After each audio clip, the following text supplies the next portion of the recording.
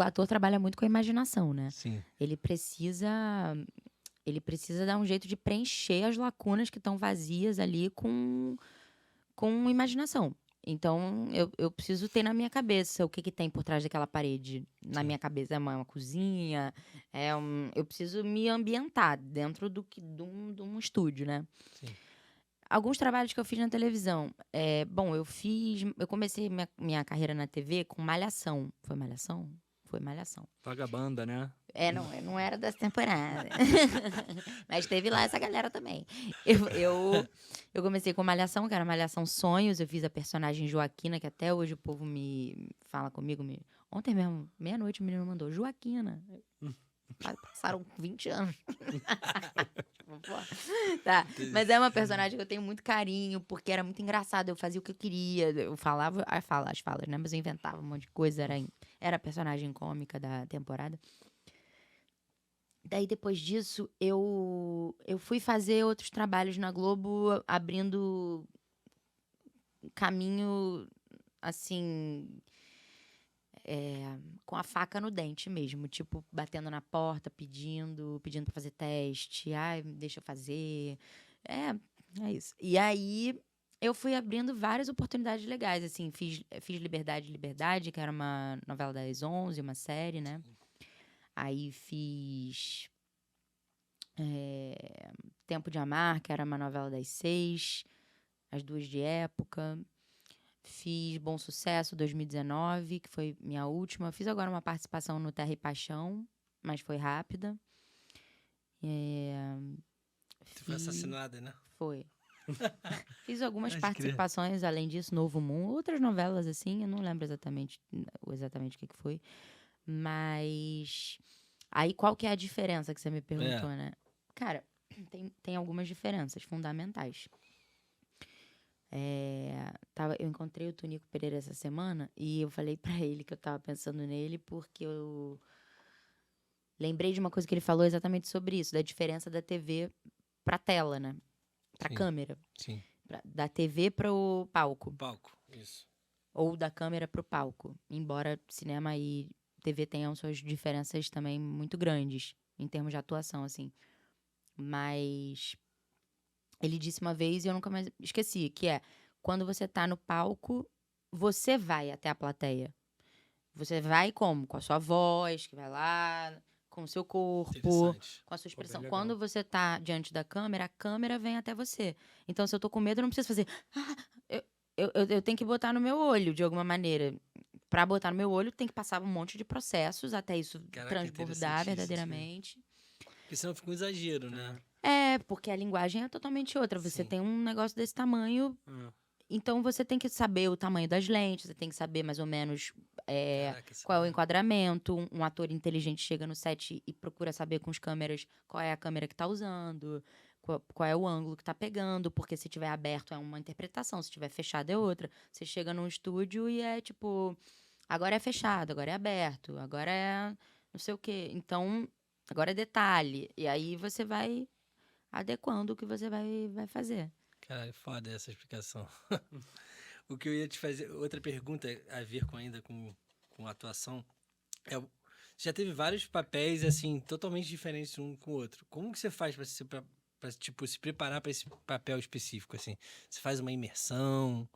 Como você pode falar um pouco, assim? Olha, Eu sei que cada um geralmente... tem uma peculiaridade, mas E cada geralmente. papel tem sua peculiaridade. É. Então, talvez um personagem ela faça uma coisa que no outro Sim. não faça. Sim.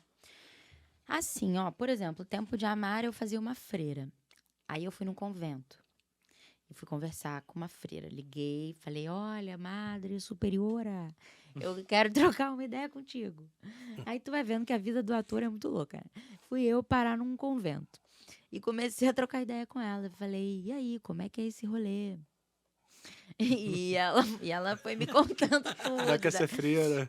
Não, várias paradas. E depois eu falei, cara, faz todo sentido. Eu saí de lá mexida com a parada.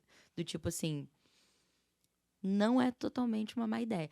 Mas, mas assim, Sim. basicamente, eu procuro ir no lugar, se for possível. Por exemplo, se eu vou fazer uma personagem do Nelson Rodrigues, que é do subúrbio do Rio, eu procuro ir lá tomar uma cerveja no bar, ver como é que as pessoas vivem. Não é muito diferente de você aprender a falar uma língua fluentemente. Você vai até o país. É melhor do que fazer um cursinho, do que eu ficar estudando o que é uma freira, Sim. eu ir lá e aprender lá como é que a pessoa prática, né? vive, porque as personagens são pessoas. Então, basicamente, tem esse processo que é chamado laboratório, né? Tem algumas preparações de elenco que promovem isso e tem outras que não, e aí você vai por conta própria, se não quiser também não vai. O material do ator é muito subjetivo, então você vai recolhendo coisas na vida e sai o que você conseguiu digerir daquilo. Mas a minha preparação 100% infalível toda vez é um trabalho de mesa mesmo, de texto, assim, de memória, de apropriação, de exploração do texto, de apropriação da personagem, de construção de um passado. Então, por exemplo, eu tô interpretando o Thomas. Eu tô criando um personagem que é a vida do Thomas. Tem o musical da Cláudia Raia, da Tarsila, do povo. Então, tem o musical do Tais. Aí eu vou fazer o quê? Vou estudar. Eu vou estudar a história dele. Sim. Ele, por acaso, é uma pessoa que existe. Sim. Eu não vou ter acesso a todas as informações da sua vida. Então, o que eu não tiver acesso, eu crio. Então, por exemplo, eu sei que você estudou no LIES, sim, mas eu não sei qual foi, por exemplo, qual era a coisa que você mais gostava de comer. Então, para mim, se eu vou criar uma pessoa que eu vou interpretar, é importante saber qual é a coisa que eu mais gosto de comer como pessoa. Então, eu vou criar que o Thomas, quando é mais novo, ele gosta de comer cachorro-quente. Era cachorro-quente? Eu gosto também. Aí, então, assim... Quase, hambúrguer. Só que Quase. o hambúrguer. Eu Só gosto. que na maioria dos casos, a personagem não existe. Sim. Então você cria tudo. Onde estudou, o que fez, o que não fez, do que gostava, do que tinha medo, quais eram os sonhos, os objetivos. Você tem que conhecer a pessoa que você está interpretando. E é muito doido, porque você conhece uma pessoa que você mesmo está criando. Muito doido, né? Com aquelas informações que tem no texto, que são falas. Então eu te digo, bom dia por quê? Você fala, bom dia, Yasmin. Eu falo, bom dia por quê? Então eu só tenho essa informação. Eu preciso criar que tipo de pessoa fala bom dia por quê? Ah, quando eu tinha 12 anos, eu sofri bullying no colégio. E aí, Entendi. falei a beça, né? Deu pai, Não, entendeu? mas foi. Pô, não, mas é interessante, porque eu sempre acho legal o quanto essas coisas são complexas e o quanto é trabalhoso, porque quando eu não trabalhava na parte da música e eu entendia pouco também de cinema, não fazia isso, a gente sempre acha que é fácil. Tipo, não, deve ser tranquilo. Aí tu começa a entrar e ver que, tipo assim, cada complexidade que cada parte tem que passar, sabe? Então é interessante ver que todo o trabalho que é feito por trás, como é que o quanto é difícil, para mim fez eu valorizar muito mais o cinema.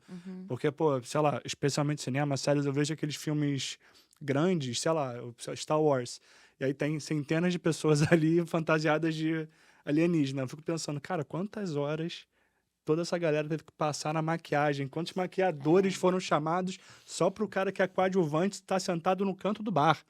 Tipo, isso é muito louco, sabe? Muito É louco, gigante né? essa parada.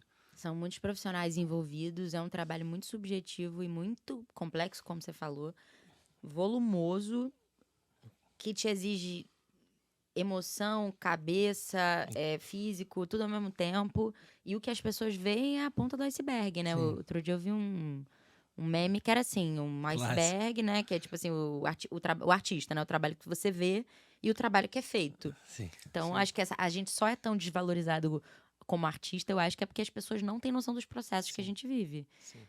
né?